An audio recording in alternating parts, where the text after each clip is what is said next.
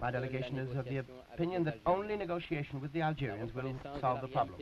Only the recognition of the Algerian national realities and the right of that country to independence will end the shedding of blood and will permit France to consolidate her interests and establish with the Algerian nation new relationships based on cooperation and friendship.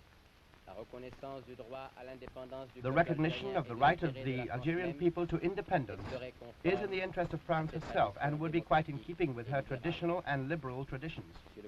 Mr. Chairman, gentlemen, His Majesty the King of Morocco and his government have never ceased to use all their efforts to bring together the points of view there and to seek out a just and peaceful solution to the problem of Algeria.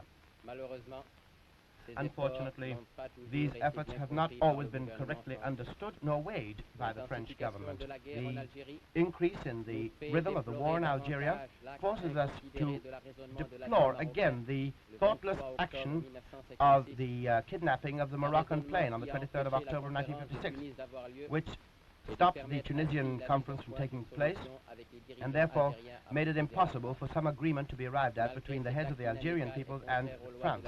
This was an act which was contrary to the laws of aerial navigation, and therefore we could not countenance such an action.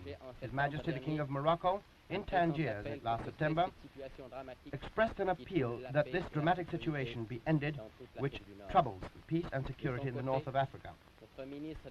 Then, too, our Minister of Foreign Affairs, in the course of the conversations held with the French spokesman, and in a press conference in New Delhi on the 24th of August of 1957, proposed the opening of negotiations so as to avoid this painful debate in the United Nations.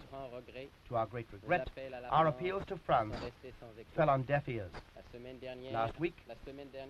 Even last week, His Majesty the King of Morocco and the President of the Tunisian Republic conferred in Rabat and addressed a pressing appeal to the two parties, and I quote, to undertake negotiations that will lead to a just solution and thus assure the cementing of the sovereignty of the Algerian peoples in accordance with the principles of the United Nations, and also safeguard the legitimate interests of France and her nationals, unquote. To this effect, the two chiefs of state offered their good offices and suggested putting these offices at the disposal of France and the spokesman of the FLN. And on this matter there should be no ambiguities. This is not a question of arbitration. This is good offices, mediation in other words. Morocco and Tunisia, friends at one and the same time of both France and Algeria, linked as we are to both these countries by ties of friendship, are ready to facilitate contacts between the two parties, but obviously negotiations must be carried out by the two parties directly concerned.